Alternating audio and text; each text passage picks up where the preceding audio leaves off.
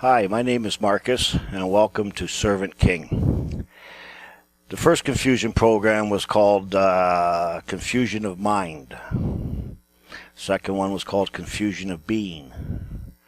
The third one was called Confusion of Voice, which means personification. And this one is called Person, Confusion of Face.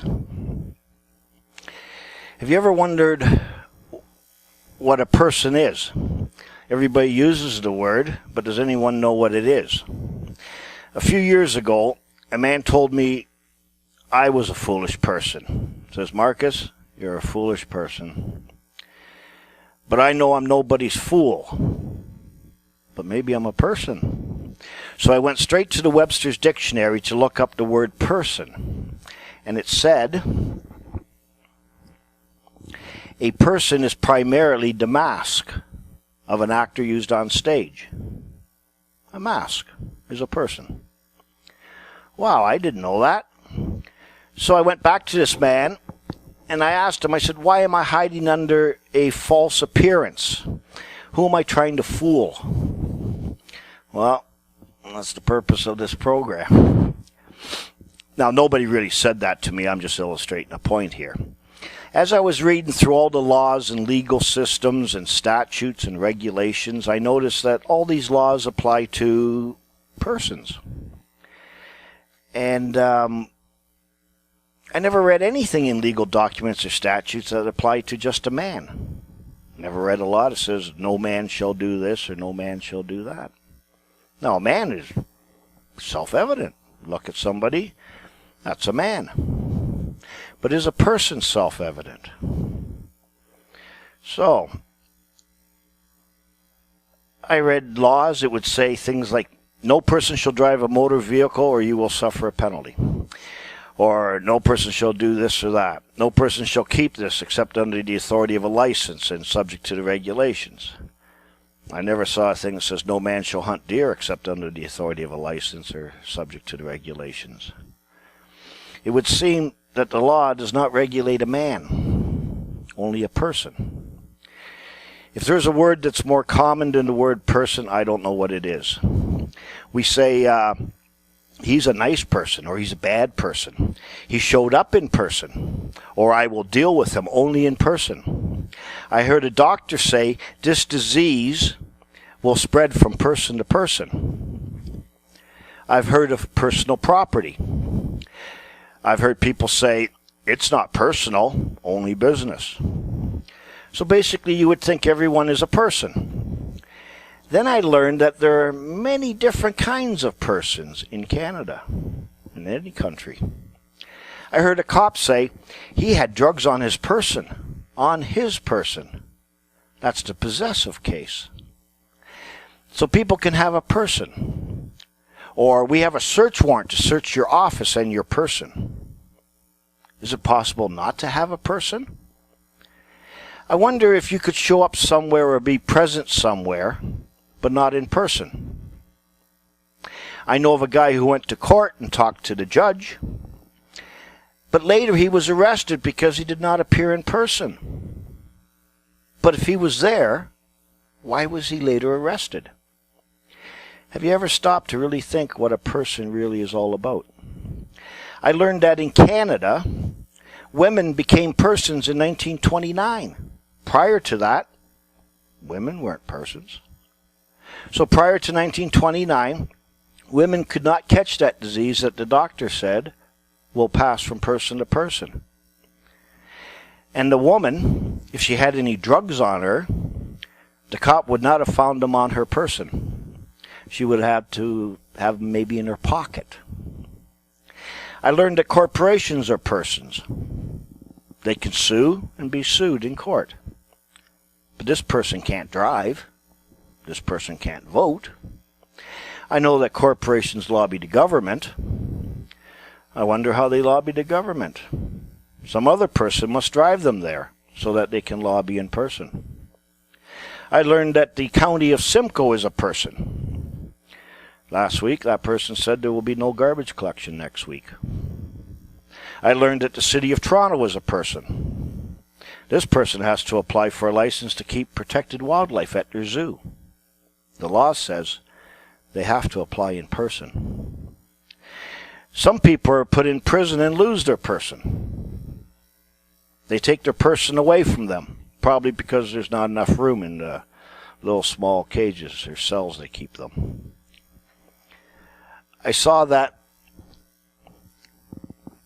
the Canadian Charter of Rights and Freedoms guarantees everyone the right to life, liberty, and security of the person.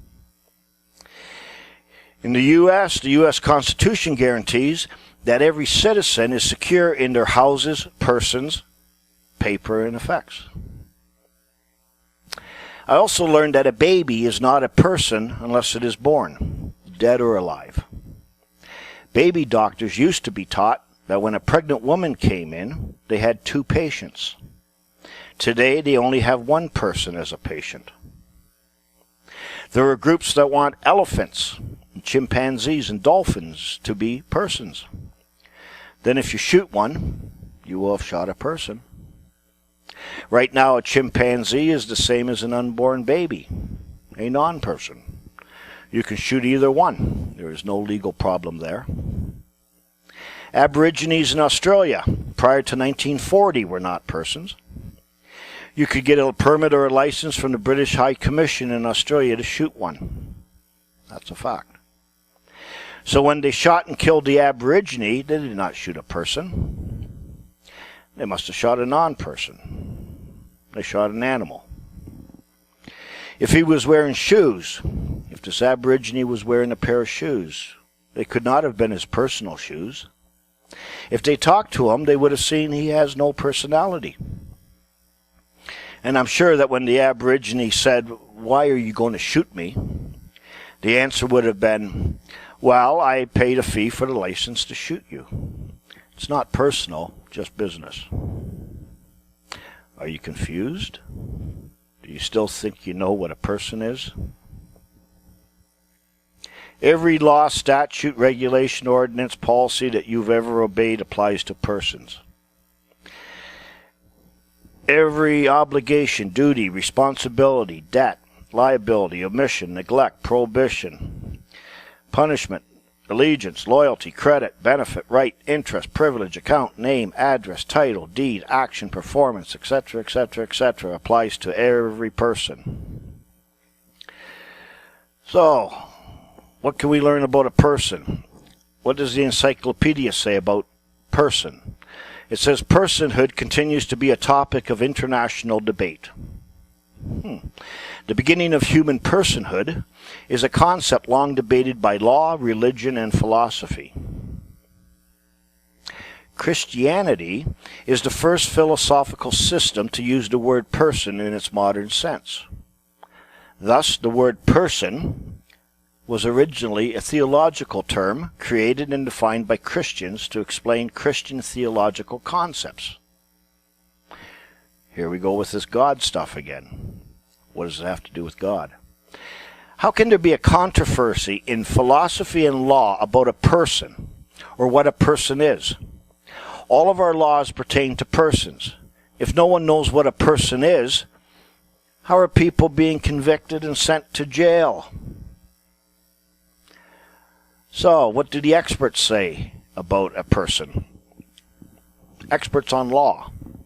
Judge Blackstone, judge in the 17th century, he wrote or codified the common law, the unwritten law. He says persons are divided by the law into either natural persons or artificial. Natural persons are such as the God of nature formed us. Artificial are such as created and devised by human laws for the purposes of society and government, which are called corporations or body politic. So a person was created and devised for a society and government, artificially. Bouvier's Law Dictionary, goes back to 100 so years ago. It says this word is applied to men, women, and children who are called natural persons. In law, man and person are not exactly synonymous terms. Any human being is a man, whether he be a member of society or not, whatever may be the rank he holds, or whatever may be his age, sex, etc. A person is a man, considered according to the rank he holds in society, with all the rights to which the place he holds entitles him, and the duties which it imposes. So that's saying not every man is a person, but every person must be a man. But corporations and cities are not men. So that couldn't be true. What does the Canadian Law Dictionary say? It says a person is any being that is capable of having rights and duties and is confined to that. Dead, alive, real, imaginary, fictitious, makes no difference. A being, anything you can conceive. Persons are of two classes only, natural persons and legal persons. A natural person is a human being that has the capacity for rights and duties. A legal person is anything to which the law gives a legal or fictional existence or personality, with the capacity for rights and duties. The only legal person known to our law is the corporation, the body corporate. As Daniel Webster from Webster's Dictionary has already told us the ordinary meaning of this word, it says, a person is primarily the mask of an actor used on stage. Well, we might as well quote God too, see if he made any persons. He says, do not they blaspheme that worthy name by which ye are called? If you fulfill the royal law according to the Scripture, thou shalt love thy neighbor as thyself, you do well. But if you have respect to persons, you commit sin and are convinced of the law as transgressors. For whosoever shall keep the whole law and yet offend in this one point, he is guilty of all. So, you don't like persons or didn't make any persons. Persons defined in the early 1800s. A human being represented in dialogue, fiction, or on the stage. Character of office. A player appears in the person of a character. In law, a person is one enabled to maintain pleas in court. A person is a person who can plead for things, beg for things. Otherwise, you can't beg for anything. So the birth certificate, your birth certificate, does not represent a human being. The human being appears as the birthed, non-living entity certified by the birth certificate. Can you understand that? Confusing, isn't it? Personal. Belonging to men or women, not to things. It's not real. Present in person is not real. Not acting by representative as a personal interview. Personal estate. Belonging to the person as opposed to real estate. Personal identity in metaphysics means sameness of being, of which consciousness is the evidence. Personate. To represent by a fictitious or assumed character so as to pass for the person represented. To represent by action or appearance. To assume the character and act the part of another. To pretend hypocritically. To resemble. A mask. Now these are actual definitions. I'm not making this stuff up. Actual definitions from authorities. So a personator, one who assumes the character of another, one that acts or performs.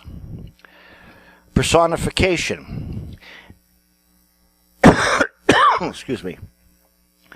What is personification? The giving to an inanimate being the figure or the sentiments and language of a rational being. It's called prosopopoeia, as Confucian heard his voice. You remember the last video? Confusion of voice. Personify, to give animation to an inanimate objects, to ascribe to an inanimate being the sentiments, sentiments, action, or language of a rational being, to represent as an inanimate being. Legal personality, is the characteristic of a non-living entity regarded by law to have the status of personhood. So what is all this? This is the act of necromancy, invoking the dead to obtain a remedy in law to achieve a justice because of an existing injustice, conjuring up the dead as a medium, an instrument to achieve a purpose. I know, it's hard to believe, but you think a person is something real, but the person is already the dead thing, and you're giving it life. You're giving life to the dead. Let's see what the Masters of Confusion say about persons.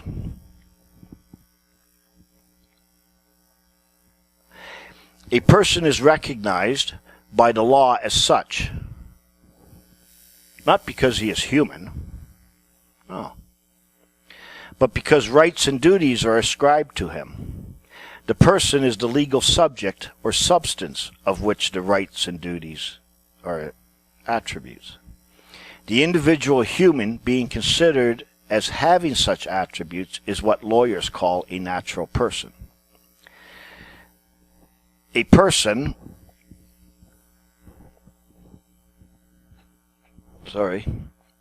a person by statute, do I have that here? No.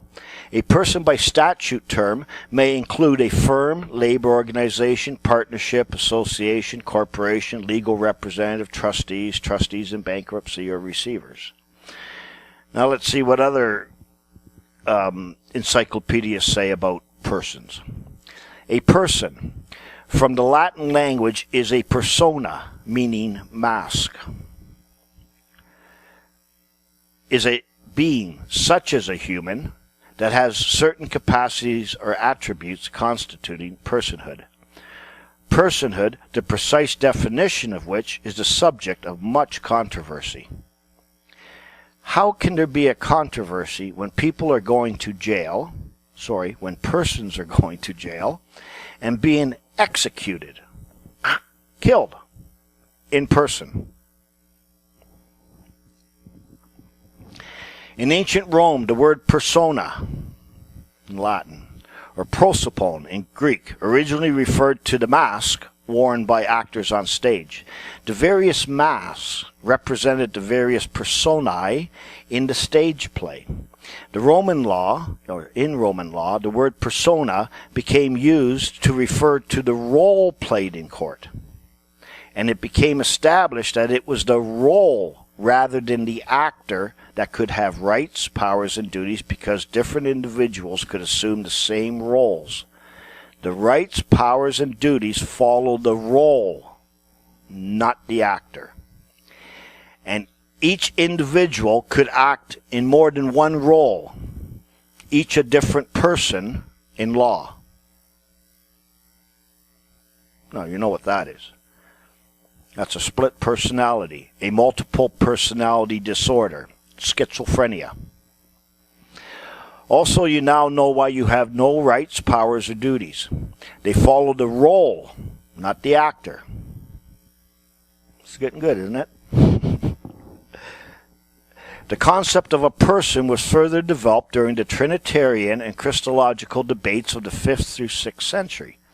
Since then, a number of important changes to the word's meaning and use have taken place, and attempts have been made to redefine the word with varying degrees of adoption and influence. Many modern speakers of colloquial English conflate the meaning of role and actor.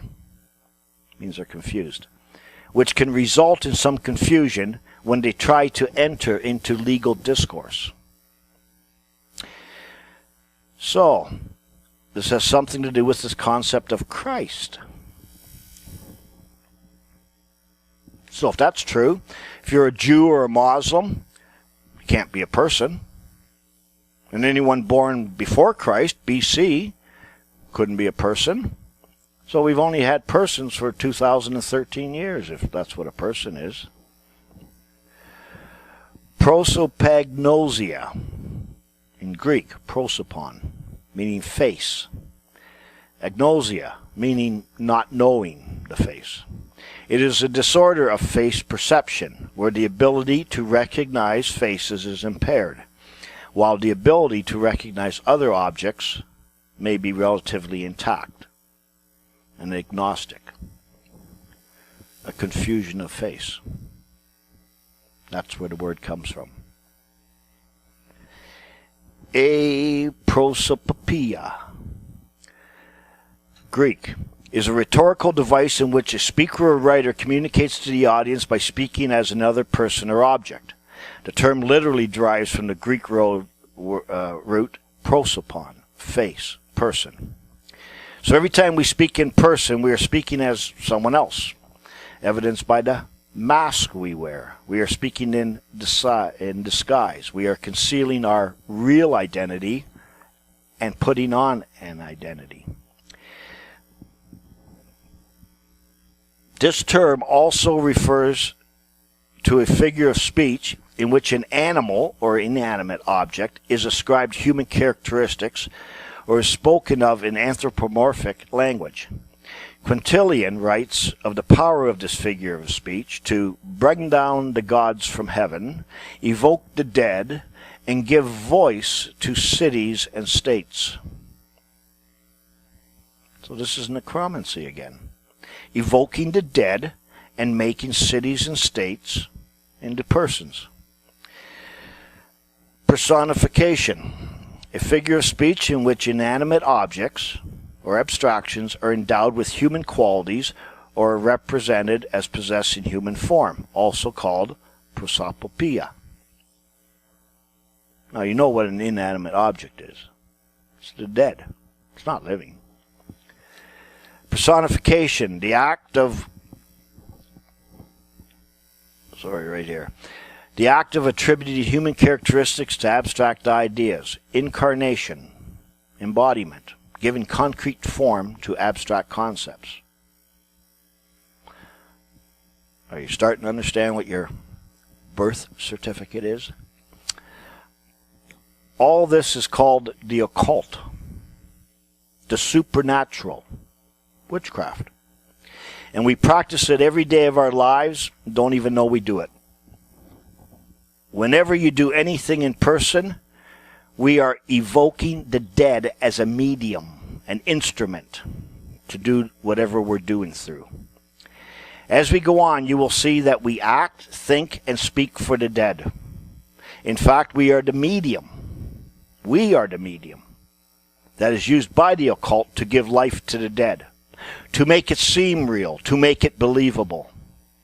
Of course, if we said that we act by and through the dead, people would be repulsed. So we will just call it a fiction, an abstract being, an inanimate being. People will never figure it out. Now you should be starting to get really confused. You should be saying, I find this hard to believe, or this is unbelievable. But the real question is, why do we have to do this? Well, the answer is because we are dead in the law. Wait to unravel this for you. Then you will learn the extreme evil in this. Right now, confusing may seem funny, may not seem like any big deal. It isn't until you can picture the whole thing and understand how wrong and evil this is and the results of this that you're going to say, I don't want to be involved in this anymore.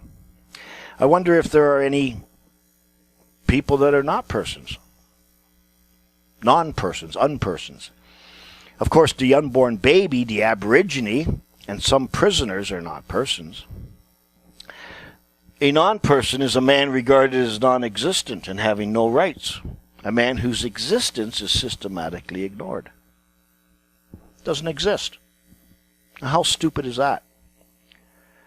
Can't see you unless you're a person. What were the statements I made up front in the very first video? I said that you will not believe it. I said you practice the occult. You do not see things that are there, and you do see things that are not there, called hallucinations and blindness, a severe mental disorder. You see, the Constitution that you think you are a member of is only make-believe. Remember I told you that there are only two ways to see, with your eyes and with your mind. Members of the Canadian Constitution can only be seen with your mind. This is your first glimpse of the illusion, but still hard to grasp. I know. So a non-person, persona que no exista in Latin. Someone whose existence or presence is not recognized. Someone whose existence is systematically ignored or concealed, especially one whose removal from the attention and memory of the public. So a man, a simple, plain, just ordinary man, is not recognized by the law. Not recognized by the law that you call a legal system. Now, I should tell you something. God does not respect persons. Remember we read that earlier when he defined what a person is? He is a non-respecter of persons. And our law only respects persons. So people who build churches for God, for a place for him to live, well, your church is a person. And that person does not have to pay property taxes. And I can show you exactly where that is in the law. I just thought religious people would like to know that. To have a persona was to be a person, was to have a face before the law, which is to say, to be recognized as one possessing rights and privileges before a court, or as being able to give testimony upon the strength of one's own words, or simply as owning a respectable social identity. So if you have no persona, no mask, you have no face before the law. So if you go to court, remember to put on your mask so that you can appear in person. So a mask becomes your identity. It is all the judge can see. You are in disguise. Of course, he only sees it in his mind.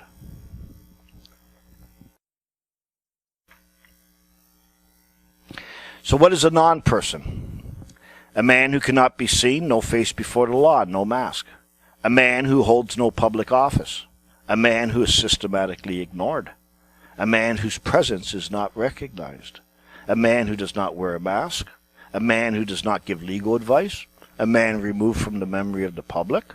A man who has no rights, protections, privileges, responsibilities, duties, or legal liability. I can tell you that a person has no gender and owns no property. A fiction owns no property because it's nothing. It's a fiction. It's not real. You cannot see a person, smell a person, taste a person, feel a person, or hear a person. It is nonsense.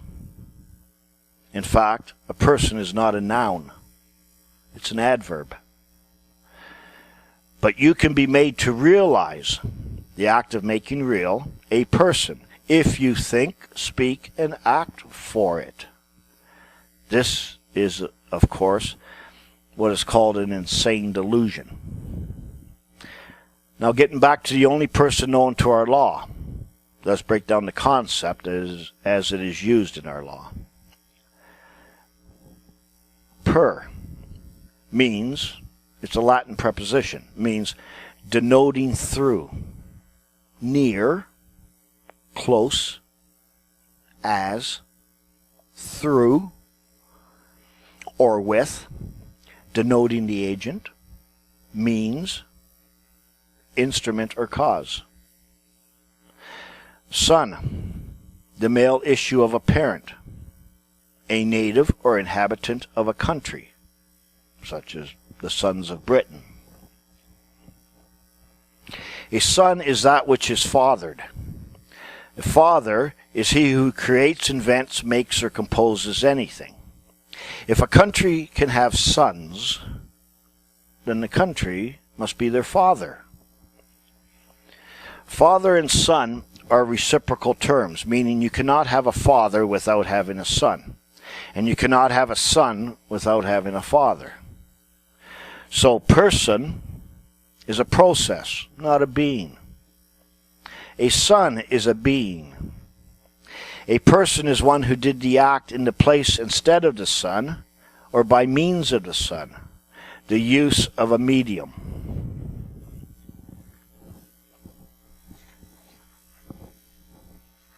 Sorry.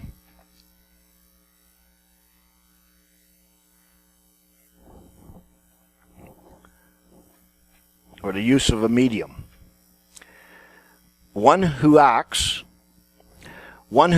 as the Son, in the name of the Son, by and through the Son, and appears to be the Son, is the exact Son, out of the act. In court, this is called pleading into a fiction of law, pleading as the dead. It is an out-of-body experience. This is why a summons to appear is a conjuration, evoking the dead. But you are summoned to appear as the Son, in the place instead of the one who by and through the Son, or the dead, did the act, the actor fulfilling the role. If I say it a little bit different, you may start to grasp this. This is a summons to appear.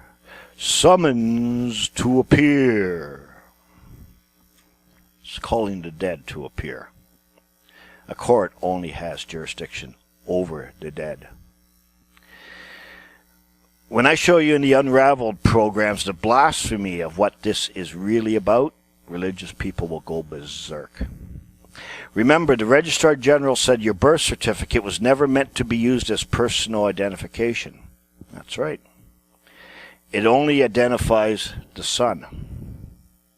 When you use it, you become the person. You become this entity who acted by and through the Son, the instrument. You have given life to the dead. This is called a resurrection of the dead. All rise. The court is now in session. A country cannot be a real father and cannot have real sons. It's just pretend. They are called fictions of law or paper fictions. These sons have no connection based on blood, but based on affinity. The only person known to our law is one to which we give, as a lawmaker, a fictional existence. Why? Who's going to obey our commands? Sorry to tell you, but fictions do not exist. They are all in your mind only. So we think, speak, and act by and through this fictional Son. Thus we are a natural person. The thinking, speaking, and acting can only be done by you. Thus the cause of every effect is done by and through you, the living one. So the act was done in person. This is the way the law, the legal system was designed. Doesn't mean it's right. And therefore, I think, therefore I am. I speak, therefore I must be it. And I act for it. So I guess I am it. The evidence of the abstract or fictional Son is your Canadian issued identification. You think you are the same or identical to it. And you may use it as a foundational identity document. Now let's look at the father-son relationship. All law is based on a father-son relationship.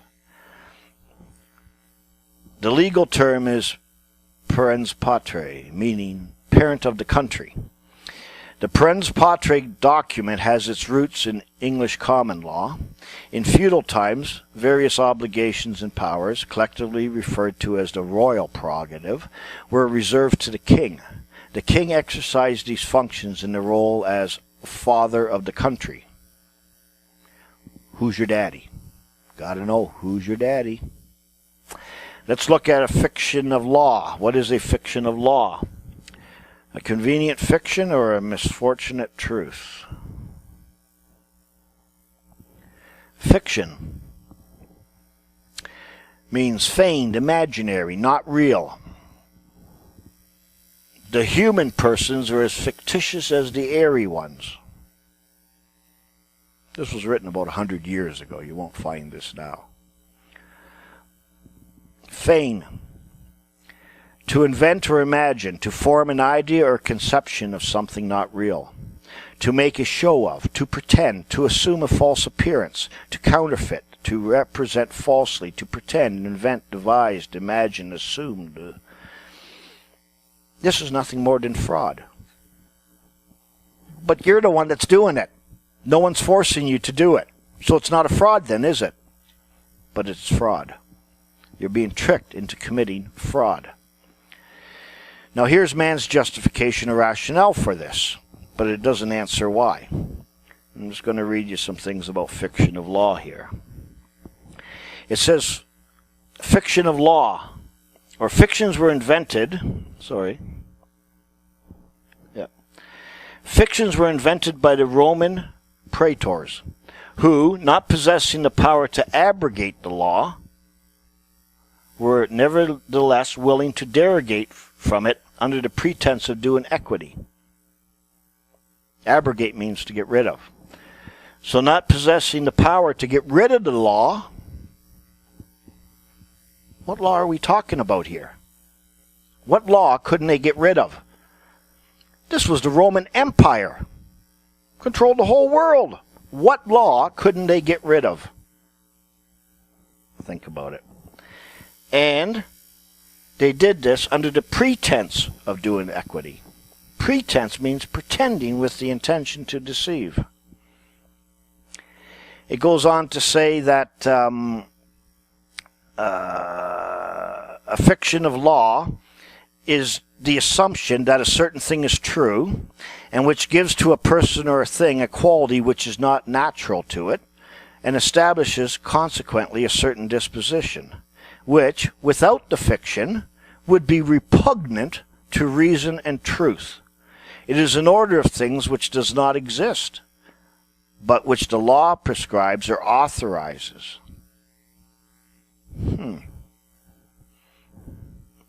Fictions of law owe their origin to the legislative usurpation of the bench. The legislative usurpation of the bench. So somebody usurped the bench, sat on it, and started making laws. The usurpation of whose bench?